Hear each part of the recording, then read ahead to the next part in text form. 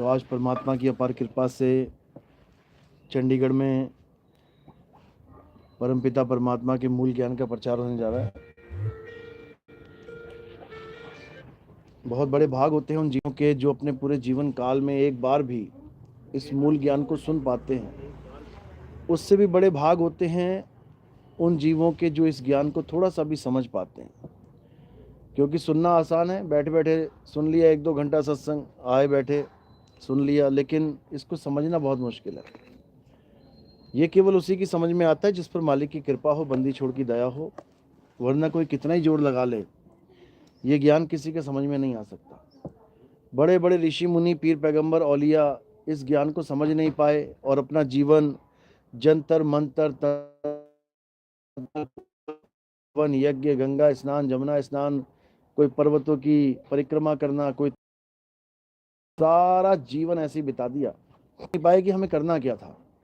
लेकिन मालिक की अपार कृपा होती है, बंदी छोड़ की दया होती है, तब जाके हमारे जीवन में सत्संग आता है।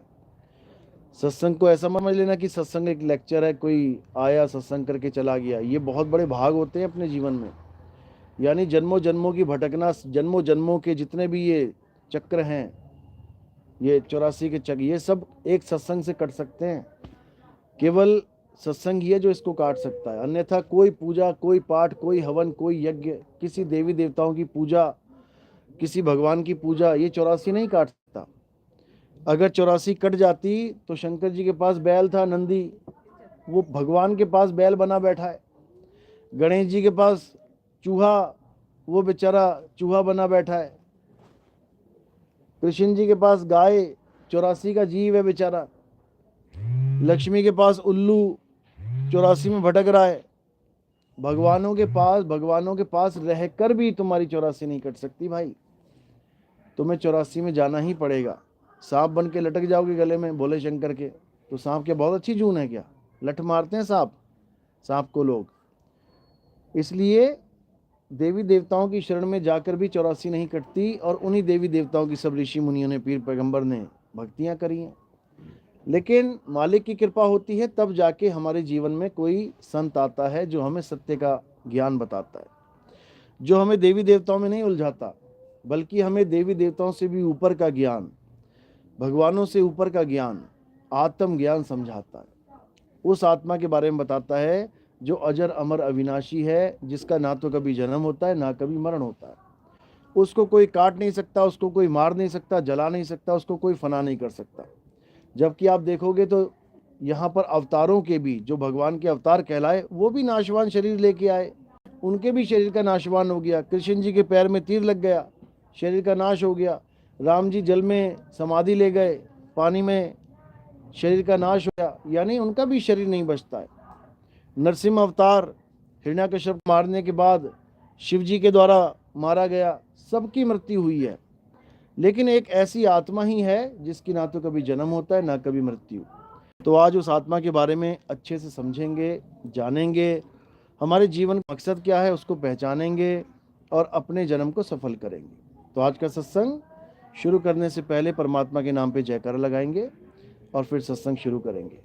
बोलिए परमपिता परमात्मा की, सदगुरु बंदी छोड़ कबीर साहिब की, सदगुरु मदन पति साहिब की, दीवान जौहर पति साहिब की, सदगुरु राम सेवक साहिब की, सदगुरु वैरागपति साहिब की, सभी संतों की, सभी भक्तों की, आज के आनंद की, सकल हंस को बंदगी, साहेब बंदगी सतनाम। तो कबीर साहब समझा रहे हैं कि जल में मीन प्यासी और मोहे देखत आवे हांसी, आत्म ज्ञान बिना नर भटके, कभी काबा कभी काशी। कि ये जीवन में ये इंसान जब से आया इस दुनिया में, ये तब से भटक ही रहा है। कभी 84 में भटक रहा है, कभी इंसान जन्म मिल गया तो मंदिरों में भटक रहा है, मस्जिदों में भटक रहा है, गुरुद्वारे चर्चों में भटक रहा है। भटक क्यों रहा है? उस परमात्मा को पाने के लिए। परमात्मा को पाने की क्या जरूरत पड़ गई उसको? सब कुछ तो है उसके पास, खा रहा है, पी रहा है, परिवार में आनंद ले रहा है, तो परमात्मा क्यों चाहिए किसी को? कई लोग कहते हैं क्या परमात्मा परमात्मा लगा रखा है। अरे खाओ पियो, काम करो, अपना ऐश करो, जिसने जहां ले जाना है परमात्मा ले जाएगा अपने आप। तुम क्यों उसके पीछे पागल हो रहे हो, तुम उसको ढूंढ रहे हो? कारण क्या है इसका? क्योंकि परमात्मा ने अगर तुम्हें ले ही जाना होता कहीं पे तो अब तक ले गया होता। आज भी तुम यहां पर बैठे भ्रमण कर रहे हो, यात्राएं कर रहे हो भगवान को पाने के लिए, तुम पता नहीं क्या क्या कर रहे हो। आज तक परमात्मा तुम्हारे साथ ही, उसको अंग संगी कहते हैं, वो अंग के संग रहता है, लेकिन फिर भी तुम्हें आज तक वो कभी भी पार नहीं कर पाया। अभी भी यहां बैठे हो तो वो साथ रहता, वो भी तुम्हें पार नहीं कर पा रहा है। कारण क्या है? कारण ये है कि वो तुम्हें तब तक पार नहीं करेगा जब तक तुम पार नहीं होना चाहोगे। कोई आदमी पानी में डूब रहा है तो उसको हम कैसे निकालेंगे? जब वो हाथ ऊपर उठा के कहेगा बचाओ बचाओ, तब तो उसको कोई निकाले। तो घुसे ही पानी में गया वो, उसको कौन कौन निकालेगा? उसको वो खुद ही डूबना चाहता है। तो इसी प्रकार परमात्मा ने क्या नियम बना रखा है कि जो एक कदम मेरी तरफ चलेगा मैं 100 कदम उसकी तरफ आऊंगा। अब वो एक ही कदम ना चल पाए तो परमात्मा 100 कदम क्या करेगा फिर आके? और ना ही वो आएगा। तो वो जो एक कदम है वो और कुछ नहीं है, वो हमारा सही मार्गदर्शन है। अगर हमारा सही मार्गदर्शन कर दिया गुरु ने तो हम वो एक कदम चल लेंगे परमात्मा की तरफ। और अगर हमने एक कदम चल लिया परमात्मा की तरफ तो समझ लो कि वो आएगा ही आएगा, वो आना ही है उसने। ये पूर्ण विश्वास संतों ने भी किया और हमें भी कहा कि पूरा विश्वास रखो। कहें कबीर सुनो भाई साधो मैं तो हूं विश्वास में। तो परमात्मा कहते हैं कि जब तक तुम्हें गुरु नहीं मिल गया, जब तक तुम्हें मार्गदर्शन करने वाला कोई भेदी गुरु नहीं मिल गया, तब तक तुम अपनी कोशिश तो करोगे, अपनी तरफ से तो पूरा जोर लगाओगे, अपनी तरफ से चलोगे, लेकिन गलत दिशा में चलोगे। और गलत दिशा में चले तो फिर मंजिल मिलने वाली नहीं है। बिल्कुल सिंपल है। यानी तुम अपनी मर्जी से भी भगवान की भक्ति, परमात्मा की भक्ति कर सकते हो, बिल्कुल कर सकते हो, करते ही आ रहे हो, लेकिन तुम सही भक्ति नहीं कर सकते, सत भक्ति नहीं कर सकते। गुरु का क्या काम है? गुरु तुम्हें जो तुम भक्ति कर रहे हो उसको केवल सुधारता है। वो तुम्हारी जो भक्ति चल रही है उसको केवल सुधारेगा कि बेटा ऐसे नहीं ऐसे करना है, ऐसे नहीं ऐसे करना है।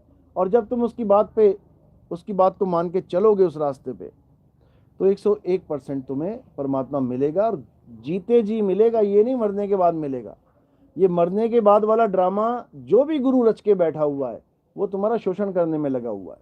उसको पता है कि अगर मेरी भक्ति से नहीं भी परमात्मा मिला तो ये कह नहीं सकता मुझे जीवन भर कि मुझे परमात्मा क्यों नहीं मिल रहा। क्यों? क्योंकि उसने फंडा ये चला दिया कि मरने के बाद मिलेगा। अब मरने के बाद मिलेगा तो कोई सवाल ही नहीं है फिर मुझे क्यों नहीं मिल रहा है। सवाल तो वो करेगा जिसके गुरु ने ये कह दिया बेटा जीते जी मिलेगा। वो सवाल कर सकता है गुरुजी 4 साल हो गए, 5 साल हो गए, 10 साल हो गए, 20 साल हो गए, 40 साल हो गए, 50 साल हो गए, अभी तक अनुभव क्यों नहीं हो रहा। ये बात वो कर सकता है। वो नहीं कर सकता जिसको पहले ही ये पाठ पढ़ा दिया कि मरने के बाद स्वर्ग मिलेगा, मरने के बाद नरक मिलेगा, मरने के बाद तुम्हें मुक्ति मिलेगी। वो क्या करेगा? उसको तो सीधे गुरु बोलेगा तूने मरना है क्या?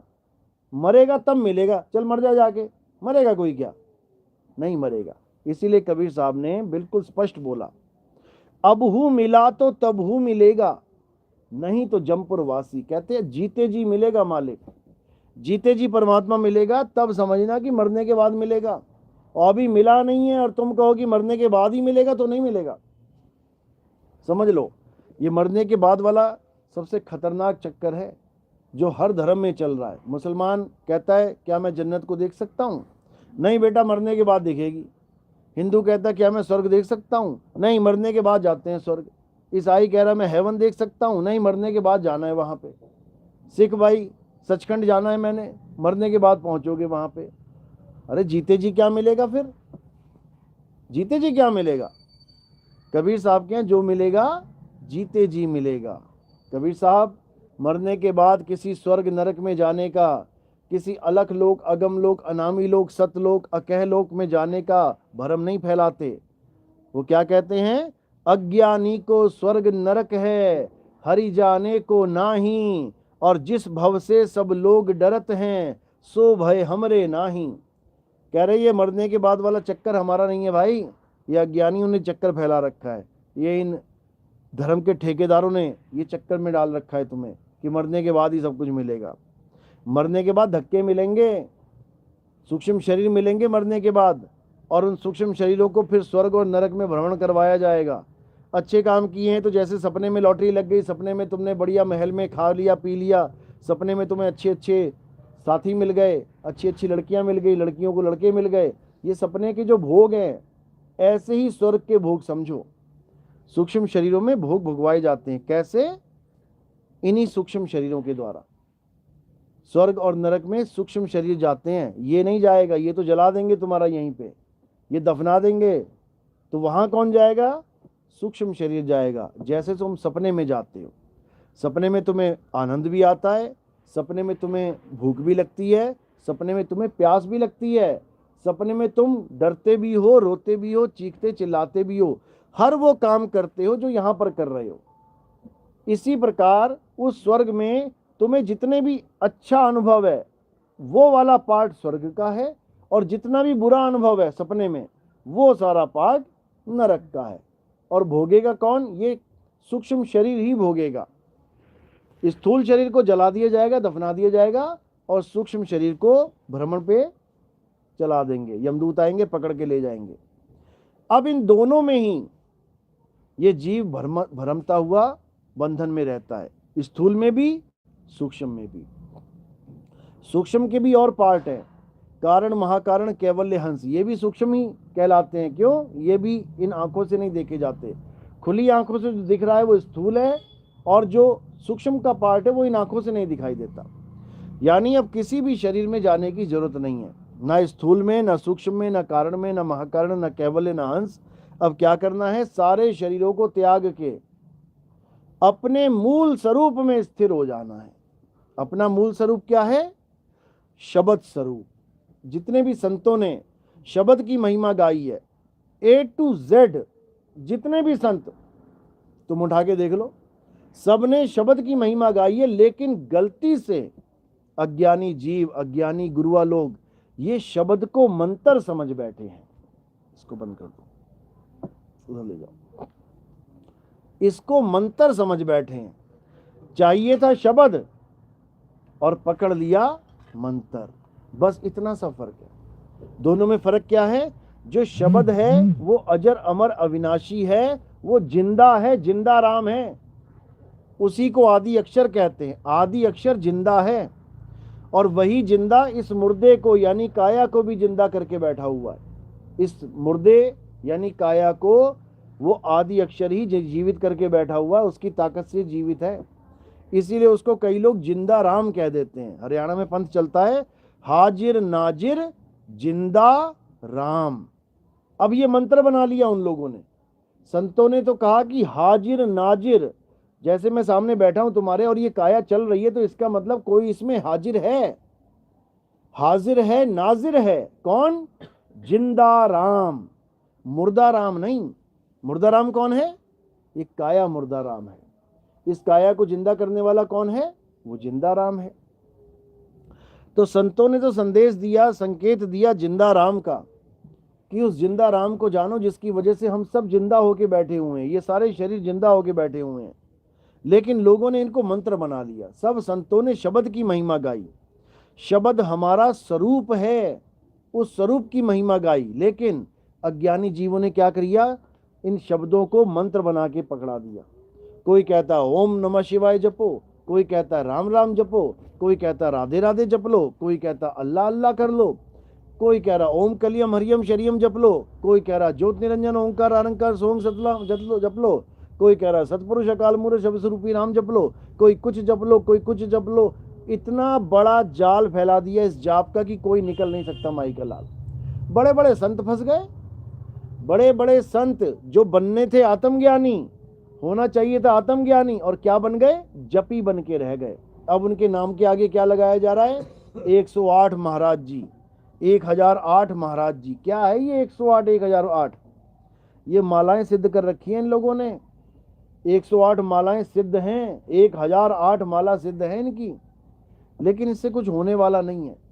कबीर साहब कह रहे हैं, मोको कहाँ ढूंढे रे बंदे, मैं तो तेरे पास में, ना मैं जप में। कह रहे हैं छोड़ दो ये सारे जप, लेकिन कौन छोड़ रहा है?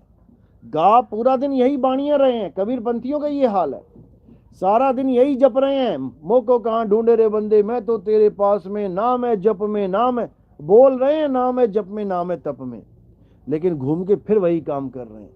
और ऐसा अटल होके कर रहे हैं कि कोई छुड़वाने वाला भी मिल जाए तो उसकी बेइज्जती करके भगा देते हैं कि जा रे जा, तुझे कुछ नहीं पता, बिना मंत्रों की मुक्ति कैसे हो सकती है। और गा भी रहे हैं, तंत्र मंत्र सब झूठ है, इनमें ना उलझे कोई, सार शब्द जाने बिना कागा हंस ना होए। तो तंत्र मंत्र को तो क्या छोड़ना था, सार शब्द को भी मंत्र बना डाला इन लोगों ने।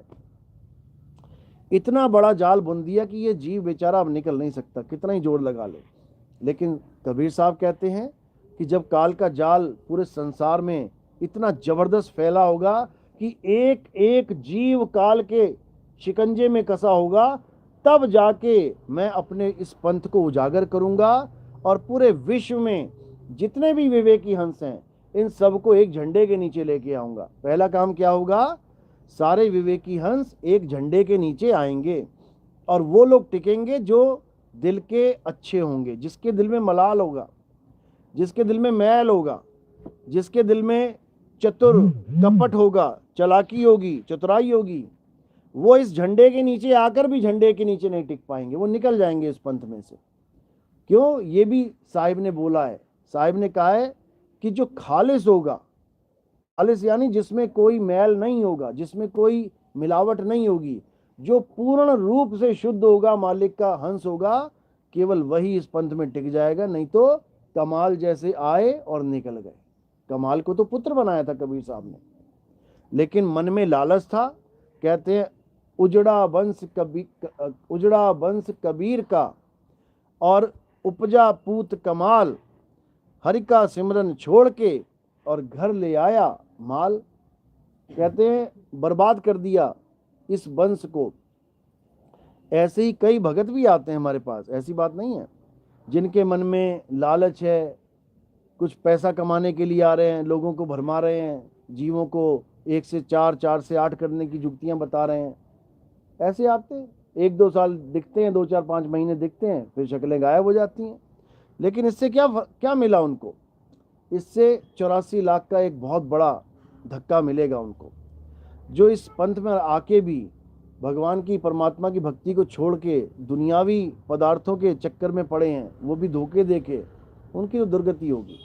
तो कबीर साहब ने यही समझाया था कि एक ऐसा पंथ चलेगा जब मालिक के सारे जीव, सारे हंस एक झंडे के नीचे आएंगे और उनके आपस में कोई मतभेद नहीं होंगे। यानी हिंदू भी आएगा, मुसलमान भी आएगा, सिख भी आएगा, ईसाई भी आएगा, सब आएंगे और उनके मतभेद खत्म हो जाएंगे। आज तक नहीं हुए खत्म, अब कैसे हो जाएंगे? कई लोग कहते हैं अरे संत तो पहले भी आए थे, बाबा नानक आए, रविदास जी महाराज आए, दादू जी आए, पलटू जी आए, उन्होंने कभी नहीं कहा कि पूरी दुनिया एक हो जाएगी, हम एक कर देंगे। ये नितिन दास जी आप कैसे कह देते हो बार बार कि सारी दुनिया को एक कर देंगे? ये मैं नहीं कहता भाई, कौन कहता है? ये संतों की वाणी कहती है। कबीर साहब कह रहे हैं 13वें पंथ हम ही चले आए, सब पंथ मेट के एक पंथ चलाएं। मैं थोड़ी नहीं बोल रहा हूं, ये कबीर साहब की वाणी कह रही है। अब कबीर साहब अगर झूठे हैं तो भैया तो मान लो झूठे हैं, हमने तो नहीं माना झूठे, हम तो कहते हैं डंके की चोट पे कि सब एक होंगे। हिंदू भाई कितने हैं यहाँ पे? हाथ खड़ा करो। हिंदू कितने हैं? मुसलमान कितने हैं? मुसलमान हाथ खड़ा करो। देखो मुसलमान भी हैं। आप मुसलमान हो तो फिर हाथ नीचे करो ना। मुसलमान लोग हाथ खड़े करो। सिख भाई है कोई यहाँ पे? गुरुद्वारे वाले कोई?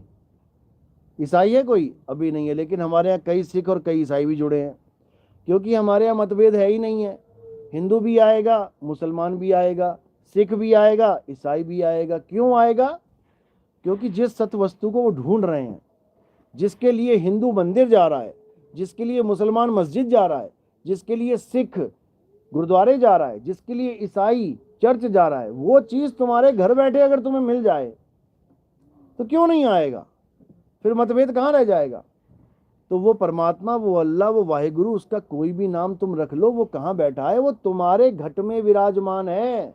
इस काया को मत समझ लेना घट कि तुम्हारी काया में विराजमान है, काया में जीव है, ये सब जीव है मालिक के।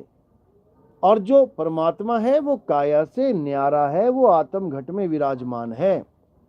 तो कबीर साहब यही समझा रहे हैं, ज्यों तिल माही तेल है और ज्यों चकमक में आग, और तेरा साईं तुझ में है, जाग सके तो जाग। कहते कहीं जाने की जरूरत नहीं है भाई, तेरा साईं तेरे घट में विराजमान है, बस तुझे अपने घट को जानना है।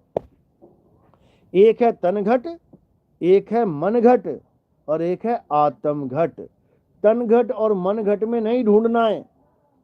कबीर साहब कहते हैं, संतो तन खोजा मन पाया, मन ही श्रोता मन ही वक्ता मन ही निरंजन राया, संतो तन खोजा मन पाया। जो भी तन के अंदर परमात्मा बता रहे हैं, जितने भी A to Z संत है, नाम नहीं लेना किसी का, A to Z, वो किसको परमात्मा बता रहे हैं? निरंजन को परमात्मा बता रहे हैं। क्यों? क्योंकि इस काया में निरंजन विराजमान है, इस काया में काल भगवान विराजमान है। काल भगवान ही अलख निरंजन है, उसी को ज्योति निरंजन कहते हैं। ज्योति निरंजन, ओंकार, रारंकार, सोहंग, शक्ति, ये उन्हीं दोनों के नाम हैं। काल भगवान और उसकी माया के नाम, ब्रह्म और उसकी माया के नाम, शिव और उसकी शक्ति के नाम। और ये कहाँ विराजमान है? ये तुम्हारी त्रिकुटी में विराजमान है, यहाँ बैठे हुए हैं। इसीलिए हिंदू यहाँ पे लाल टीका लगाते हैं, और जो लेडीज हैं वो बिंदी लगाती हैं। बिंदी क्यों लगाते हैं आप लोग? बहुत सुंदर लगती है बिंदी लगा के, हैं? बिंदी इसलिए लगाई जाती है क्योंकि तुम्हारा ध्यान सारे काम करते हुए बिंदी पर रहे। तुम्हें ध्यान कहाँ रखना है? हिंदू मत के अनुसार यहाँ पर, हमारे मत के अनुसार नहीं। इसीलिए हिंदू भाई, लड़के लोग टीका लगा लेते हैं और लड़कियां बिंदी लगा, लेकिन निशाना एक ही है। निशाना क्या है? इंगला पिंगला और बीच में सुषमना। इसी को शिव नेत्र कह देते हैं, इसी को तीसरा तिल कह देते हैं, इसी को थर्ड आई बोल देते हैं। हालांकि ये थर्ड आई है नहीं, लेकिन बोल देते हैं। तो इसी पे सारे ध्यान रखते हैं। और इसी में कौन बैठा हुआ है? कबीर साहब कहते हैं, जब पढ़ोगे करनैनो दीदार महल में प्यारा है, तो वहां क्या लिखा है? निज मन करत जहां ठकुराई, सो नैनन पिछवारा है, सो नैनन पिछवारा है, करनैनो दीदार महल में प्यारा है। यहाँ यानी कि यहाँ पर कौन बैठा है? निज मन, यानी कि तुम्हारा जो मन है उसका जो असली स्वरूप है। मन तू ज्योत स्वरूप है, अपना मूल पहचान। यानी एक मन तो वो है जो दुनिया में भटक रहा है, और एक मन वो है जो यहाँ पर स्थिर होके बैठा हुआ है ज्योत स्वरूप में। अब वो मन धोखा देने के लिए यहाँ बैठा हुआ है। जैसे पतंगे को धोखा देने के लिए आग चमकती है, तो पतंगा सोचता है वाह क्या बात है। वो क्या करता है? अपनी भलाई के लिए, यानी उसको आनंद आ जाए, इसलिए क्या करता है? वो उस पतंगा उस आग में कूद जाता है, आ जाता है आनंद, मिल जाता है स्वाद। क्या मिलता है? बर्बाद हो जाता है, वो भस्म हो जाता है।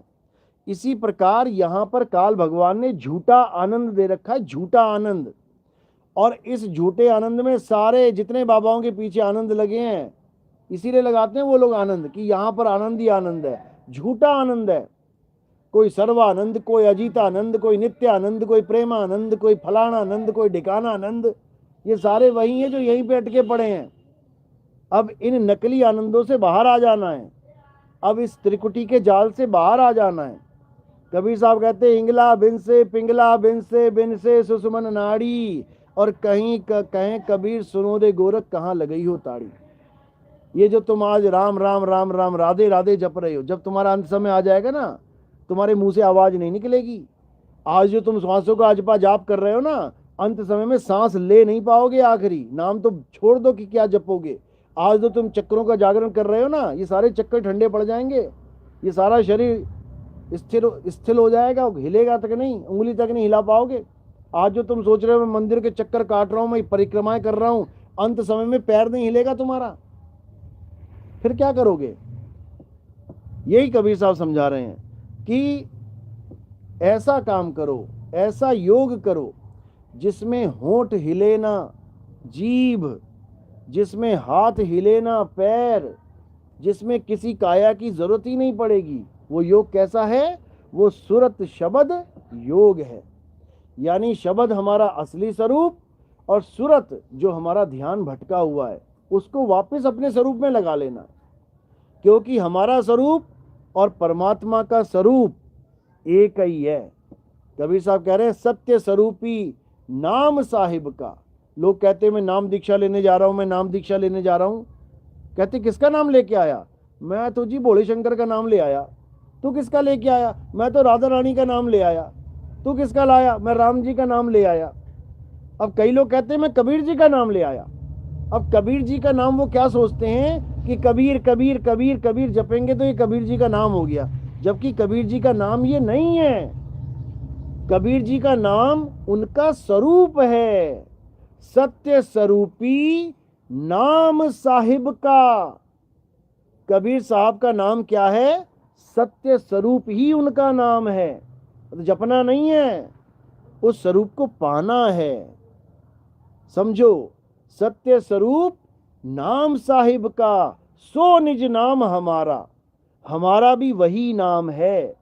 यानी हमारा नाम क्या है? हमारा सत्य स्वरूप ही हमारा नाम है, जिसको आत्म देव कहते हैं, जिसको आत्म राम कहते हैं। और हमारा नकली स्वरूप क्या है? ये जो तुम्हें दिखाई दे रहा है, ये खाल, ये बाल, ये गाल, ये आंखें, ये नाक, ये हाथ, ये पैर, ये सब हमारा नकली स्वरूप है। ये धीरे धीरे धीरे धीरे तुम्हारी आंखों के सामने बूढ़ा हो जाएगा। तुम देखते रह जाओगे, तुम रोकते रह जाओगे कि यार ये क्या हो रहा है, झुर्रियां पड़ रही हैं, यार मैं कौन सी क्रीम लगाऊं, क्या करूं क्या ना करूं, बाल सफेद हो रहे, कौन सी डाई लगाऊं, क्या करूं, कौन सा तेल लगाऊं। और देखते देखते देखते देखते एकदम तुम्हारी जर्जर हालत हो जाएगी। इसका मतलब ये नहीं कि तुम बूढ़े आ गए, तुम्हें बुढ़ापा आ गया।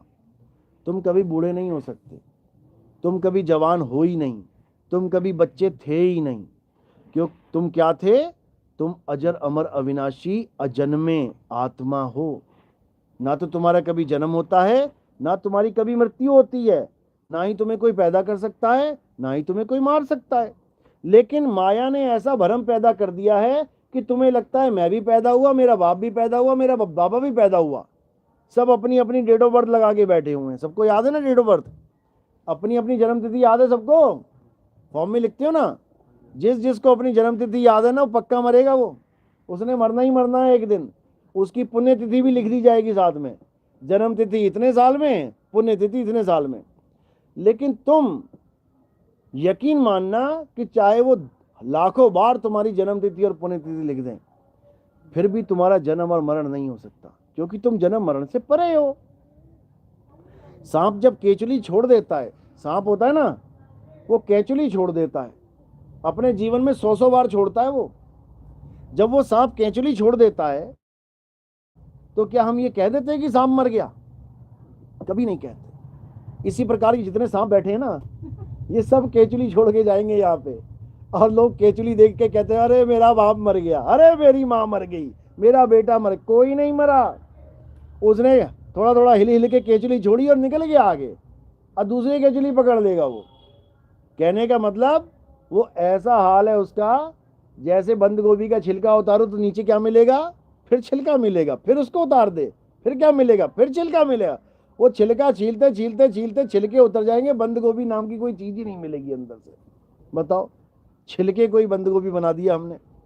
इसी प्रकार ये शरीर छोड़ते जाओगे, पकड़ते जाओगे, छोड़ते जाओगे, पकड़ते जाओगे, इसका कोई अंत नहीं है। अनंत घड़े एक लाइन में रख रखे हैं, अनंत घड़े।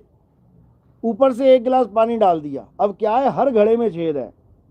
वो ऊपर वाले घड़े का पानी नीचे वाले में जाता है, उसमें से फिर और नीचे जाता है। अनंतों घड़े कभी खत्म ही नहीं हो रहे हैं। तो पानी वही रहेगा एक गिलास, और सारे घड़ों को नाप लेगा वो। एक गिलास पानी अनंतों घड़ों को नापता हुआ चला जाएगा। इसी प्रकार ये एक जीवात्मा अनंतों शरीरों को नाप के आज यहां बैठी हुई है। समझ लो, इसने अमीबा नहीं छोड़ा, पैरामीशियम नहीं छोड़ा, इसने एल्गी नहीं छोड़ी, इसने चूहे नहीं छोड़े, इसने मक्खी मच्छर नहीं छोड़ा, इसने शेर चीता हाथी घोड़ा घड़ियाल नहीं छोड़ा, इसने व्हेल मछली जैसे जानवर उसको भी धारण कर लिया। समझ लो, फिर भी आज भी ये ऐसे बैठी हुई है जैसे मेरा पहला जन्म है। लग रहा है ना जैसे ये तो मेरा पहला जन्म है। अभी किसी को कह दो ना, अरे शादी मत कर, अरे ले एक जन्म मिला उसमें भी शादी ना करूं। ये मन ने ऐसा भरमा दिया कि बेटा ये एक ही जन्म है, और पिछले जन्मों में पता नहीं 20-20 शादी करके बैठा हुआ, सब भुला दिया, एकदम क्लियर मैटर। बस इसी को समझना है। यानी इस माया के जाल को जितनी जल्दी समझ जाओगे तुम्हारा उतनी जल्दी कल्याण हो जाएगा, और जितना लेट समझोगे समझ लो कि काल का दाव लग जाएगा। तो ठीक है, पक्षपात नहीं करना है, कोई भ्रम में नहीं पड़ना है, सत्य को जानना है। सत्य क्या है? एक सत्य है, इस पूरी दुनिया में एक सत्य है, और वो हिंदुओं का भी है, मुसलमानों का भी है, सिख का भी है, ईसाइयों का भी है। कोई ये नहीं कह सकता कि सत्य केवल हमारा है।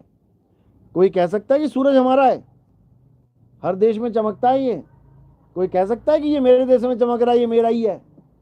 हर देश का आदमी इससे लाभ ले रहा है, लेकिन इस पे किसी का अधिकार नहीं है। इसी प्रकार हर इंसान, हर जीव सत्य से लाभ ले रहा है। सत्य क्या है? आत्मदेव सत्य है।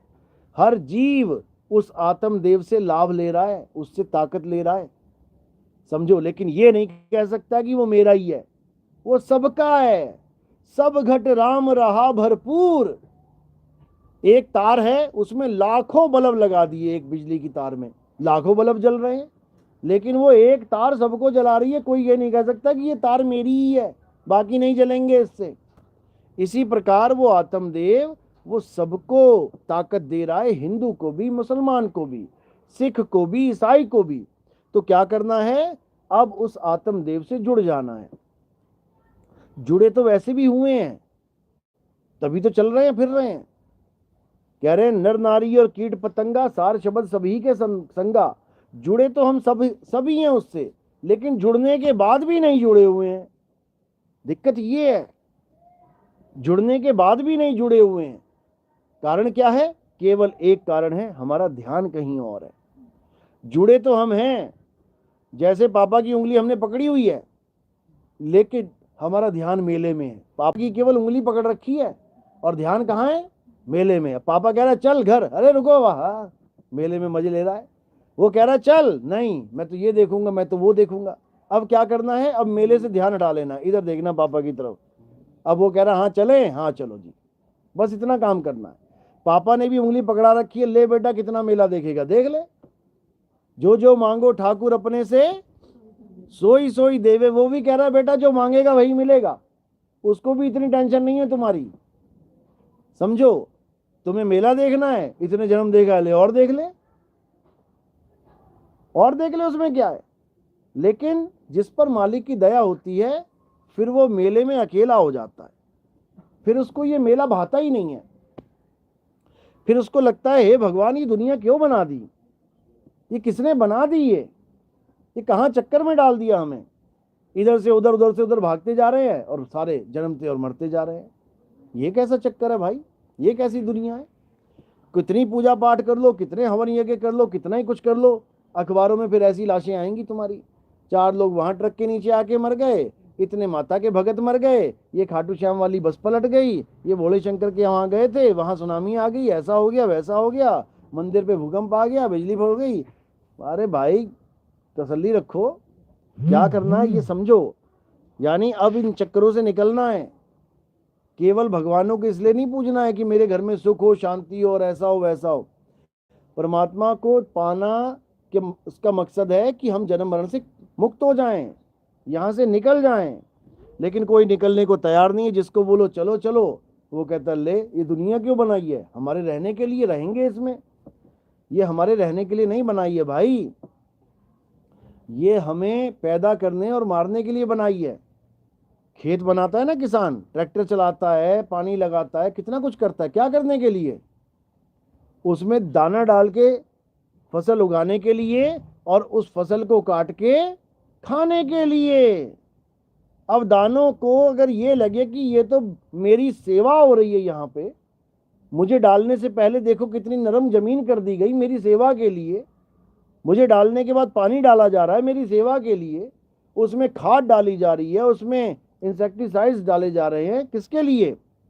मेरी सेवा के लिए। तो महामूर्ख है वो, मूर्ख है वो, उसको नहीं पता कि किसके लिए किया जा रहा है। बकरे को अगर कसाई हरी हरी घास खिलाए, ठंडा ठंडा पानी पिलाए, तो बकरे को लगे कि मेरी सेवा हो रही है, तो महामूर्ख है वो। बकरे की सेवा नहीं हो रही है, उसकी कटाई की प्लानिंग चल रही है कि इसको बढ़िया तगड़ा करके काटेंगे। इसी प्रकार ये दुनिया है। इस दुनिया में सर्दियों में धूप कितनी अच्छी लग रही है, गर्मियों में एसी कितना अच्छा लग रहा है, गर्मियों में बर्फों के पहाड़ कितने अच्छे लग रहे हैं, हरी भरी कितनी अच्छी लग रही है दुनिया, खाने पीने को मौज लगी हुई है, फल फ्रूट ये सब। तो हमें लग रहा है क्या बात है, हमारे बढ़िया रहने के लिए दुनिया बनाई है, खाने पीने के लिए बनाई है, ये हमारा भरम है। ये बकरे पल रहे हैं, सारे बकरे बैठे हुए हैं, जिसका नंबर आएगा छुरी चल जाएगी गले पे, एक भी ना बख्शा जाएगा। सब बकरों को सजाए मौत हो चुकी है, बस अपना अपना नंबर यानी अपनी अपनी बारी की तैयारी हो रही है। सजाए मौत सबकी हो गई है। जो यहाँ पैदा आ गया, जो इस दुनिया में आ गया, यानी जो बकरा कसाई के बाड़े में आ गया, समझ लो उसका खेल खत्म है। बस यही है कि कोई आज मरेगा, कोई कल मरेगा, कोई परसों मरेगा, कोई नरसों मरेगा। इसी प्रकार इस दुनिया में हम जितने भी लोग बैठे हुए हैं, ये केवल और केवल अपने दिन गिन रहे हैं, इससे ज्यादा कुछ नहीं है। अब हाँ थोड़े लेट है, महीने बाद मरना है, चलो 30 दिन यार मौज ही कर लेते हैं। बकरा कह रहा अच्छा अभी है मुझे 1 साल जीने में, चल यार बच्चे ही पैदा कर लेते हैं, 2-4 बच्चे पैदा कर लिए, बना ली फैमिली। लेकिन मरने के लिए, जीवन और मृत्यु के बीच में जितना भी टाइम है, हम उस टाइम पास को हम अपने मजे के लिए यूज कर रहे हैं। जबकि वो टाइम हमने कहाँ यूज करना है? यहां से भागने के लिए। वो टाइम हमें दिया गया है जन्म और मरण के बीच का, भागने के लिए। कबीर साहब समझा रहे हैं, भाग भाग रे फकीर के बाल के, कनक और कामिनी से शेर लागा, फाड़ के खाएगा खड़ा चिल्लाएगा। बड़ा बेवकूफ है जो ना भागा, बचे नहीं नीमी ऋषि, बचे नहीं रिंगी ऋषि। ऋषि नारद मुनि को चाप डाला और कहे कबीर बचेगा सोई करे सत्संग, दिन रैन जागा। यानी दिन और रैन यानी 8 पहर सत का संग करके ही यहां से भाग सकते हैं। और जब तक हम यहां से भागे नहीं, तब तक काल के मुंह में बार बार जाना पड़ेगा।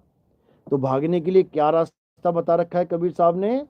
जैसे हम सीढ़ी के सिर पे पैर रखते हैं, एक सीढ़ी होती है, ये मेज होता है, हम मेज के ऊपर पैर रख के आगे चले जाते हैं, चढ़ जाते हैं कहीं पे। इसी प्रकार जहां हमने जाना है वहां हम कैसे पहुंचेंगे? हम काल के सिर पे पैर रख के पहुंचेंगे। कबीर साहब कहते हैं कि जब तक तुम काल का नाम जप रहे हो, तब तक तुम उसके सिर पे पैर नहीं रख सकते। और जब तुम भेदी गुरु से ज्ञान लेके उसके सिर पे पैर रखना सीख जाओगे, फिर तुम्हें काल का नाम जपने की जरूरत नहीं रह जाएगी। इसीलिए कह रहे हैं काल के सिर पे पांव दे, सतगुरु के उपदेश, और साहिब बाह पकड़ के ले चले अपने देश। यानी कि अब हमें काल के सिर पे पैर रखने का इंतजाम करना है। कौन है काल पता है? इस 3 लोक का मालिक है, इस धरती आसमान पाताल का मालिक है। 3 लोक एक जेल है, पाप पुण्य 2 जाल, और सारा जग भोजन बना, खाने वाला काल। वो काल इस तीनों लोक को मुंह में लेके घूमता है।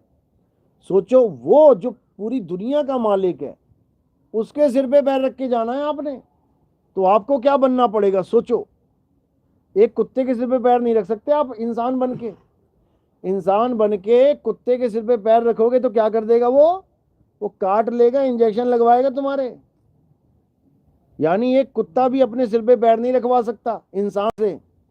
तो सोचो वो 3 लोग का मालिक कैसे रखवा लेगा एक इंसान से? आप इंसान बन के उसके सिर पे पैर नहीं रख सकते। क्या बन के रखोगे? क्या बनना पड़ेगा आपको? आपको शब्द होना पड़ेगा। शब्द हमारा तू शब्द का, सुन मत जा सरक, और जो चाहे निज रूप को शब्द ही ले परख। यानी तुम्हें शब्द होना पड़ेगा, शब्द से वो काल भगवान डरता है। सार शब्द आए जेहि विधि हाथा, तेहि विधि काल नवावे माथा। माथा यानी सिर, वो तुम्हारे आगे सिर झुका देगा और तुम शब्द स्वरूप हो जाओगे तो उसके सिर के ऊपर पैर रख दोगे। और शब्द स्वरूप ही नहीं हो पाए तो भूल जाना कि काल के सिर पे पैर रखोगे, मारेगा दौड़ा दौड़ा के तुम्हें। तो अब क्या करना है, अब हमने शब्द रूप हो जाना है। कैसे होंगे? अरे सुरत समाए शब्द में, और वाको काल ना खाए, जाप मरे अजपा मरे, अनहद भी मर जाए।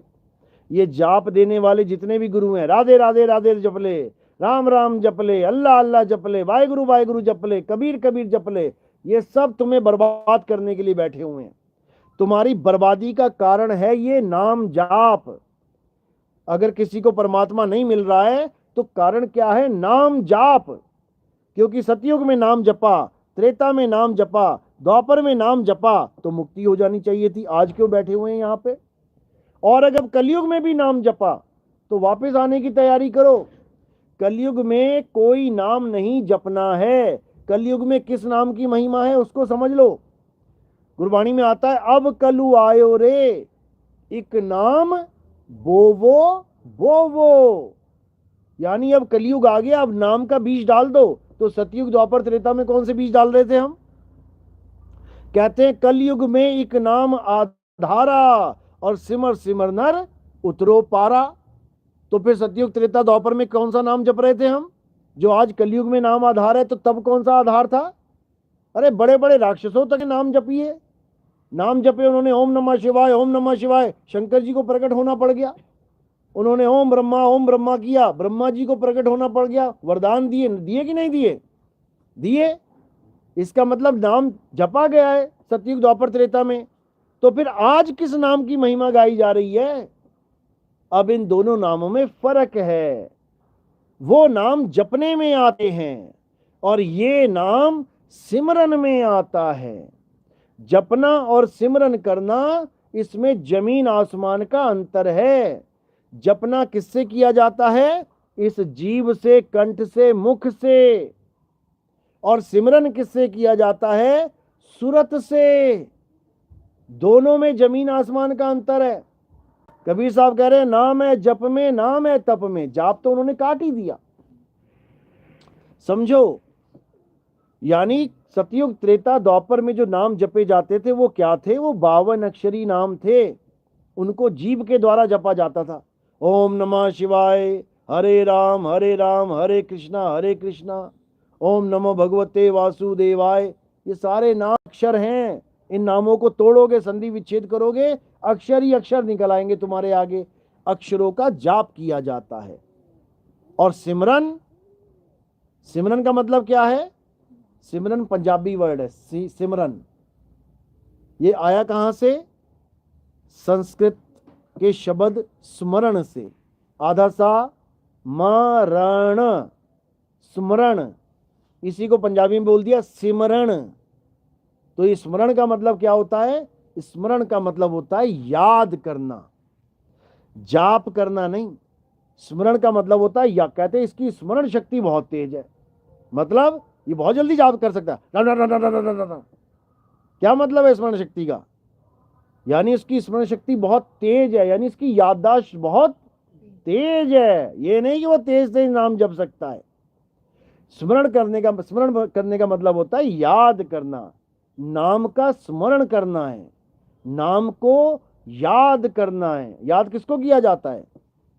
याद किसी वस्तु को किया जाता है, किसी इंसान को किया। मैं अपनी माँ को याद कर रहा हूँ, मैं अपने पिता को याद कर रहा हूँ, मैं दादाजी को याद कर रहा हूँ, मैं चाचा जी को याद कर रहा हूँ, मैं अपने गुरु जी को याद कर रहा हूँ।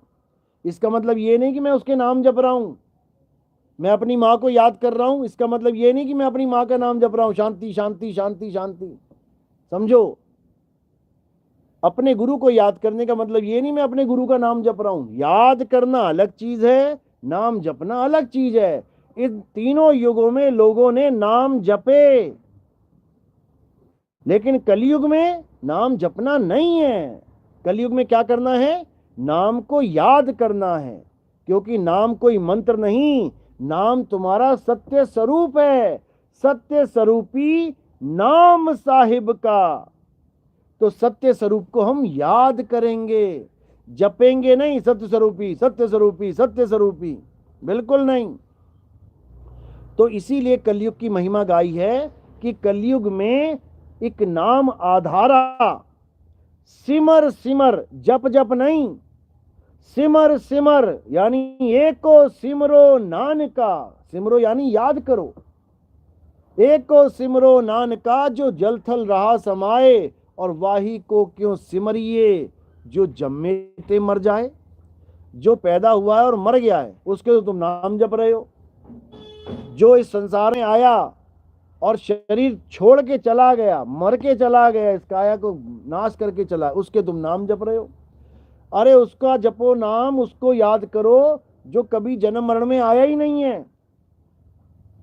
आदि अंत एको अवतारा, और सोई गुरु समझो हमारा। यानी आदि अंत एको अवतारा, बस एक ही अवतार है वो, आदि और अंत तक। आदि अंत भी खत्म हो जाता है, वो फिर भी रहता है। वो कौन है? वो आत्मदेव है। आत्मदेव को ही परमात्मा कहते हैं, आत्मदेव को ही आत्म राम कहते हैं। गुरु ग्रंथ साहब में वाणी आती है, आत्मदेव पूजिए गुरु के सहज सुभाए, आत्मे नो आत्मे दी प्रतीत ते कर ही परचा पाए। यानी उस आत्मा को याद करो जो हम सबको ताकत दे रहा है, हम सबको चला रहा है, हम सबको हर कार्य करने में सक्षम बना रहा है। आत्मा को जानोगे तो समझ लो कि परम गति यानी परमात्मा को जान जाओगे।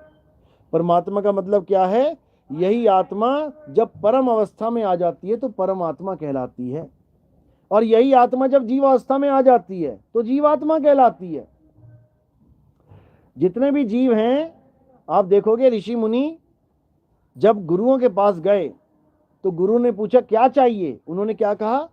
हमें ब्रह्म की प्राप्ति चाहिए, हमें ब्रह्म ज्ञान चाहिए गुरुदेव, हम ब्रह्म ज्ञान को प्राप्त करना चाहते हैं। गुरुजी ने कहा ठीक है भेजा भाई, उसको दे दिया जो विधि थी गुरुजी के पास। करते करते करते करते करते जब उसको प्राप्ति हुई तब उसने ये नहीं बोला कि गुरुजी मुझे ब्रह्म की प्राप्ति हो गई, उसने बोला अहम ब्रह्मस्मि, मैं ही ब्रह्म हो गया। ये नहीं बोला कि एक और ब्रह्म आया और मुझे वो दिखाई दिया, उसने क्या बोला? एको ब्रह्म द्वितीयो नास्ति, यानी संसार में एक ब्रह्म ही है, दूसरा कोई है ही नहीं। इसी प्रकार ये जो आत्मा है इसके अलावा और कुछ नहीं है, इसी की अवस्थाएं बदली हुई हैं बस। कहते कोटि तो ब्रह्मा भय और कोटि भय ईश, साहिब तेरी बंदगी से जीव होए जगदीश। बंदगी से यही जीव जगदीश हो जाएगा। लेकिन ये बात सबके समझ में नहीं आ सकती। सब सोचते हैं ऐसे कैसे हो जाएगा, ऐसे कैसे हो जाएगा? जब करोगे तब होगा। जब मैं था तब हरि नहीं, अब हरि है मैं नाही, हो गया ना? अब हरि है मैं नाही, यानी अब हर जगह हरि ही है, अब मैं रहा ही नहीं। तो ये तब होगा जब आप अपने असली स्वरूप को जानोगे। उसके बाद जीव वाला खेल खत्म हो जाएगा, ये जीव अवस्था वाला ज्ञान खत्म हो जाएगा। इसी को परम पद कहते हैं। धर्मदास ये जग बौराना, कोई न जाने पद निर्वाणा, यही कारण हम कथा पसारा, और इन सब से कहिए राम न्यारा। यानी वो राम नहीं है जिसको तुम मान बैठे हो। कोई भगवान राम जी को राम मान बैठा है, कोई जीव को राम मान बैठा है, कोई चक्रों को राम मान बैठा है, कोई प्रकाश को राम मान बैठा है, कोई अनहद नाद को राम मान बैठा है, कोई श्वासा को राम मान बैठा है। किसी ना किसी राम को मान के ये जीव बैठा हुआ है। जबकि असली राम कौन है? आत्म राम। आत्मा को जान, जो जन्मता मरता नहीं है उसको पहचान, जो अचल अडोल अविनाशी है उसको जान, जो डोलता फिरता है अयोध्या से लंका जा रहा है, वो जीव राम है। जीव का काम है चलना, जीव चलता है और जो असली राम है, आत्म राम, वो अचल है। अचल, अचल का मतलब क्या होता है? जो नहीं चल सकता। दो प्रकार की संपत्तियां होती हैं, एक चल संपत्ति, एक अचल संपत्ति। चल संपत्ति क्या है? जो मथुरा से वृंदावन, वृंदावन से काशी जा सकती है। तुम्हारी कार, तुम्हारी बाइक, तुम्हारे पैसे, तुम्हारा सोना चांदी जेवर सब जा सकता है, यहां से वहां शिफ्ट कर दो। लेकिन तुमने चंडीगढ़ में मकान बना लिया 50 करोड़ का, 4 किले का, अब उसको शिफ्ट करो, जरा बनारस ले चलोगे क्या? ले जाओगे? अचल संपत्ति है ये, अचल, यानी ये 1 इंच भी नहीं हिल सकती इधर से उधर, अचल है ये। इसका प्रमाण कहां मिलता है? गीता में अध्याय 2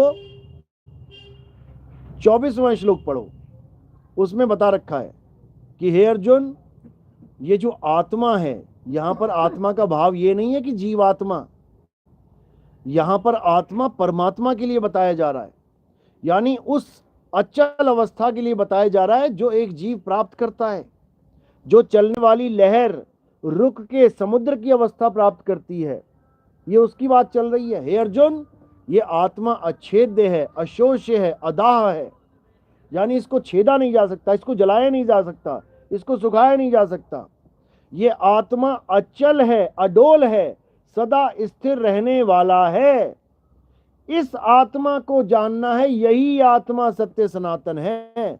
ये चलने फिरने वाले जीव आत्मा सत्य सनातन नहीं है।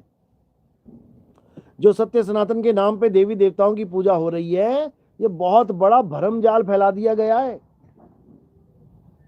सनातन वो है जो अचल है।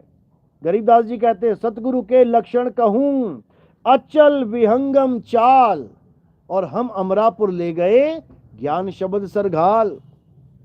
उसकी भक्ति करनी है जो अचल है, अखंड है, विनाशी है। जो खुद ही खंडित हो जाए उसकी भक्ति क्या करोगे? जो खंडित हो जाए उसको पाना पाखंड कहलाता है, यानी पा तो लिया लेकिन जिसको पाया वो खंडित हो जाएगा, पाखंड। और हमें चाहिए क्या? आखंड। तो जब आखंड आ जाएगा तो पाखंड खत्म हो जाएगा। और जब तक अखंड नहीं आया तब तक तुम्हारी हर गतिविधि पाखंड है। कबीर साहब ने हर चीज को पाखंड बोला है, हर चीज को। चाहे तुम 100 साल आंख बंद करके भक्ति करते रहो किसी की भी, पाखंड बोला है। गुरुवाणी में बोला है, कहा भयो दो लोचन मूंद के, बैठ रहियो बक ध्यान लगाइयो। बक क्या होता है? बगुला। कहते आंख बंद करके बैठा है तपस्वी, कह रहा मैं 5000 साल तक समाधि में था। अरे बगले, उठ जा, उठ जा, तू, तेरा हो गया काम यहीं पे, बगला ही बनेगा जाके। कहा भयो दो लोचन मूंद के, बैठ रहे हो बक ध्यान लगायो, नहात प्रियो लियो 7 समुद्र, और लोक गयो परलोक गवायो। ये जितने भी चादर ओढ़ के बैठ जाते हैं ना बगुला बन के, ये लोक और परलोक दोनों चले जाएंगे इनके। किनकी बात कर रहा हूं मैं? राधा स्वामी वालों की। देखना कैसे एकदम सफेद चादर लेके एकदम ऐसे टाइट करके बैठ जाएंगे जब मक्खी भी ना घुस जाए अंदर। तो इससे कोई फायदा नहीं है भाई, जन्म बर्बाद हो जाएगा। जिस परमात्मा को ये कहते हैं अनहदी परमात्मा है, कबीर साहब कहते हैं तुम्हारे परमात्मा एक्सपायर हो जाएंगे महाराज जी। जाप मरे अजपा मरे, अनहद भी मर जाए। और जिस अनहद नाद को ये लोग बैठे हुए हैं, 5 नाद 5 धुनें सुनूंगा मैं, 5 धुनें सुन के क्या करेगा? क्या करेगा 5 धुनें सुन के? अनहद भी मर जाए। वो तेरी धुनें मर जाएंगी, तू कहां से बचेगा? तो क्या करना है? इस अनहद नाद को त्याग देना है। और किसको पकड़ना है? सार शब्द को पकड़ना है। दोनों में फर्क क्या है ये भी जान लो। अनहद बाजा जम का थाना, 5 तत्व करें घमसाना, यानी हमारी बॉडी के जो 5 तत्व हैं, इसकी आंतरिक जो सूक्ष्म आवाजें हैं, इसको अनहद नाद कहते हैं। 5 तत्व हैं और 5 तत्व की 5 आवाजें हैं। कान बंद करके सुनाई देती हैं, इसलिए कानों में उंगलियां डाल डाल के पूरा जीवन बर्बाद कर लेते हैं ये लोग। और कबीर साहब क्या कह रहे हैं? आंख न मूंदो कान न रूंदो और तनिक कष्ट मत धारो, खुले नयन पहचानो हंस हंस, सुंदर रूप निहारो। शब्द निरंतर से मन लागा, कौन से शब्द से? जो निरंतर हो रहा है, यानी जिसमें कोई अंतर नहीं है। निरंतर का मतलब है एक जैसा रहेगा। अगर उसमें अंतर हो गया तो इसका मतलब वो माया है। यानी पहले तुम घंटे की आवाजें सुन रहे थे, थोड़े दिनों में देखोगे वो शंख की बदल गई, यानी माया है। थोड़े दिनों में वो शंख बदल जाएगा, बीणा की बदल गई, माया है। फिर बीणा बांसुरी में बदल जाएगी, माया है। इसी माया में बड़े बड़े ऋषि मुनि, इन्हीं 5 शब्दों में बड़े बड़े ऋषि मुनि मारे गए। क्या कहते हैं? साधु सिद्ध त्रिदेव आदि सब इन 5 शब्द में अटके और मुद्रा साध रहे घट भीतर, फिर औंधे मुंह लटके। अब बताओ और क्या बताए बंदा, क्या समझाए, किसको समझाए? और यानी इतना बुरा हाल हो जाएगा, फिर औंधे मुंह लटक जाओगे। फिर औंधे मुंह लटकने का मतलब ये नहीं कि इंसान जन्म में आ जाओगे दोबारा। औंधे मुंह का मतलब है 84 की टिकट कट जाएगी, तुम्हारी हालत खराब हो जाएगी।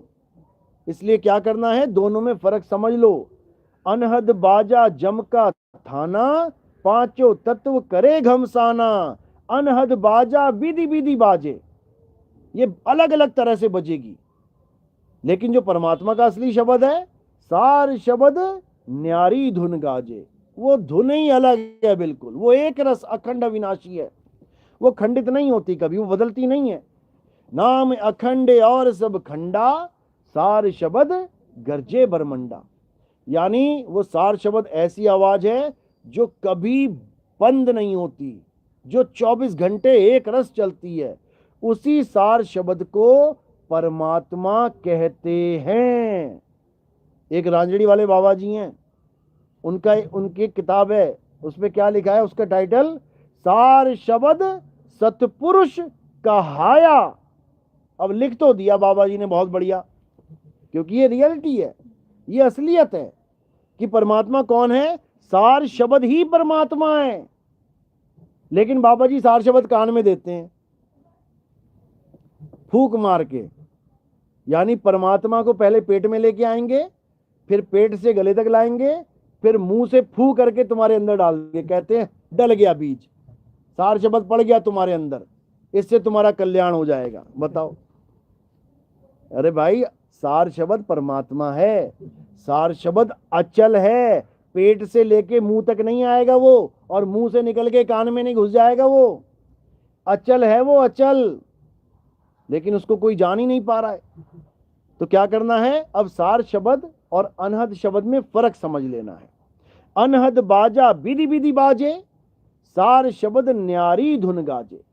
वो बिल्कुल न्यारा है। वो तब समझ में आता है जब भेदी गुरु तुम्हारी सूरत को उसमें 8 पहर रमाएगा, तब समझो कि अब सार शब्द की भक्ति हो रही है, अन्यथा माया की भक्ति चल रही है। समझ लो। तो क्या कह रहे हैं, जब तक सार शब्द का भेदी यानी उस अनमोलक वस्तु का भेदी गुरु नहीं आ गया, तब तक तुम ये कचरा ही ढोते रहोगे। कचरा यानी थोथा, ये थोथा यानी कचरा ही ढोगे। तो साहिब समझा रहे हैं, सतगुरु ऐसा चाहिए जैसा सूप सुहाए, और सार सार तो गही रहे, थोथा दे उड़ाए। यानी सार का मतलब क्या है, सार शब्द। सार शब्द का तो ज्ञान हमें बता दे, परमात्मा का तो भेद हमें समझा दे, और उसके अलावा जितना भी ये थोथा ज्ञान है, जप तप व्रत पूजा पाठ हवन यज्ञ नित्य नेम, ये मंदिर मस्जिद जो भी तुम्हें दिख रहा है, यहां पर फिर तुम्हारा कनेक्शन नहीं जुड़ना चाहिए, बिल्कुल निवृत्त हो जाओ। अध्याय 3 17वां श्लोक यही समझा रहा है। हे अर्जुन, जो अपनी आत्मा में रमण करते हैं, जो अपनी आत्मा में तृप्त हैं, जो अपनी आत्मा में संतुष्ट हैं, उनके लिए कोई धार्मिक कर्म कर्तव्य लागू ही नहीं होता। बिल्कुल किनारे कर दिया आपको, बिल्कुल अलग, सेपरेट, करूं जगत से न्यारा। ये तभी होगा जब सार शब्द का भेदी गुरु मिलेगा। तो सार शब्द क्या है, सार शब्द हमारा सत्य स्वरूप है। सार शब्द क्या है? सतनाम ही सार शब्द है। सत्य नाम है सार, बूझो संत विवेक करी, उतरो भवजल पार, सतगुरु का उपदेश यही। सतगुरु का उपदेश केवल एक है, क्या है? सतनाम बताना। सतनाम बताना वही काम है सतगुरु का। और ये मंत्र जंतर देना नहीं कि राधे राधे जप ले, राम राम जप ले, श्याम श्याम, ये तो बिना गुरु के भी जप सकते हो, बिना गुरु के भी ज्ञान है तुम्हें, लेकिन सार शब्द का ज्ञान बिना गुरु के नहीं हो सकता। इसलिए बोला है सतगुरु सोई सतनाम बतावे, और बाकी गुरु कोई काम न आवे। और कोई गुरु तुम्हारे काम नहीं आएगा, भले तुम सारी प्रॉपर्टी उसके नाम कर दो कि मैं बड़ा दानी हूं, बड़ा ये हूं। अरे दानी है तो फिर आजा, दान का फल पा जा। क्या है दान का फल? क्या है? दानियों को क्या मिलेगा? सोने की बेड़ी, सोने की बेड़ियां मिलेंगी। पहननी है क्या? पहना दें। खुद पैसा देके जाके पहनते हो, खुद पैसा देते हो, भैया बढ़िया वाली बेड़ी बना देना, पैसा देके पहनते हो, तब तुम्हें लगता है मैं चौधरी बन गया। और लोहे वाली बेड़ी से बचते हो, अरे भैया कहीं लोहे की बेड़ी ना पहना दे कोई। अरे पाप पुण्य ये दोनों बेड़ी, और एक लोहे एक कंचन केरी। पाप और पुण्य ये दोनों बेड़ियां हैं, इन दोनों से न्यारे होना है। पाप और पुण्य, सुख और दुख, दोनों से न्यारा होना है। अरे सुख दुख से कोई परे परम पद, सो पद है सुखदाई। असली सुख वो है जब तुम्हें सुख और दुख तुम्हें भरमा ना सके, तुम्हें परेशान ना कर सके। सुख में तुम सुखी ना रहो और दुख में तुम दुखी ना रहो, तब तुम समता भाव को प्राप्त हो जाओगे, एक रस में आ जाओगे।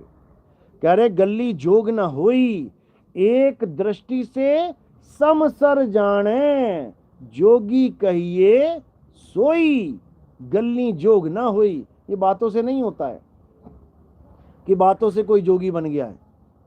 बड़े बड़े बाबा थोड़ा सा नुकसान हो जाते हैं, फांसियां खा खा के मर जाते हैं, आश्रमों के नाम पे लड़ लड़ के मर जाते हैं, जहर पिला देते हैं एक दूसरे को, समझो। लेकिन जो समदृष्टि होता है वो एक रस होता है। राजा जनक के पास जब सुखदेव ऋषि आया तो राजा जनक को बोला कि तू तो ग्रस्त है और मैं बैरागी त्यागी हूं, तू मुझे क्या ज्ञान देगा? वो कहते भाई कोई बात नहीं, बैठ यहां पे। तो वो जिस झोपड़ी में उसको रोका गया था, उस झोपड़ी में सारा सामान था उसका, तो आके महल में बैठ गया वो। तो जनक जी ने इशारा किया था पहले ही कि आग लगा देना उसकी झोपड़ी में, और महल में भी आग लगा देना। तो जब झोपड़ी में आग लगाई तो महल में भी आग लगा दी। तो झोपड़ी वाला बंदा जो वहां पे दरबान था भागा आया, कहता है आपका सामान, आपकी झोपड़ी जल रही है। तो वो उसके पहले महल में आग लगाते हैं। तो जब महल में आग लग रहा होता है तब राजा जनक आराम से बैठा होता है, उसको कोई चिंता ही नहीं होती है। तो वो देख रहा होता है कि पूरे महल में आग लग रही है, राजा जनक को कोई दिक्कत ही नहीं आ रही है। क्या दिक्कत है, क्या प्रॉब्लम है, उसको समझ में नहीं आता। इतने में खबर आती है कि तेरी झोपड़ी में भी आग लग गई है और तेरा सामान जल रहा है। तो वो उठ के भागने लग जाता है कि मैं अपना सामान बचाऊं। तो राजा जनक कहता है बैठ जा भाई यहीं पे, क्या दिक्कत है। साधु वो होता है जो एक रस में रहता है, यानी उसको इससे फर्क नहीं पड़ता क्या हो रहा है क्या नहीं, दृष्टा भाव में रहता है। यानी तू साधु होकर भी, तू विरक्त होकर भी तू माया को त्याग नहीं पा रहा है। जल रही है, जलने दे, जिसकी थी ले जाएगा वो, क्या तू गर्भ से लेके आया था। लेकिन जो राजा जनक है वो विचलित नहीं हुए, क्यों? उनके गुरु अष्टावक्र थे, उन्होंने उनको ज्ञान दिया था, ब्रह्म ज्ञानी थे वो। भले मुक्ति का ज्ञान नहीं था, लेकिन उनको इतना पता लग गया था कि ये सुख और दुख, इससे परे हो जाना है, दृष्टा बन के साक्षी भाव में रहना है, इतना ज्ञान तो उनको पता था। लेकिन आत्म ज्ञान नहीं था। आत्म ज्ञान के लिए उनको आगे जन्म लेने पड़े, तब जाके उनकी मुक्ति हुई है। चलो, तो आज का सत्संग यही समाप्त करते हैं। बात समझ में आ रही मेरी? बहुत अच्छी बात है, समझना है। और आगे से आगे लेक्चर थोड़ी चल रहा है यहाँ, आगे से आगे लोगों को समझाना है, बताना है, क्योंकि ये ज्ञान ऐसा है कि ये जल्दी समझ में नहीं आता है। आज बताना शुरू करोगे ना, तब जाके समझ लो कि 36 महीने बाद समझ में आएगा उसको। इतना समझ लेना, 3 साल 4 साल लग जाते हैं लोगों को समझते समझते।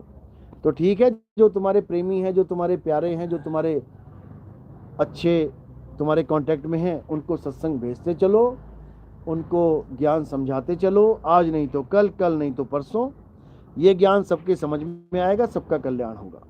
बोलिए परमपिता परमात्मा की, सदगुरु बंदी छोड़ कबीर साहिब की, सभी संतों की, सभी भक्तों की, आज के आनंद की, सकल हंस को बंदगी, साहिब बंदगी सतनाम। जय सतनाम।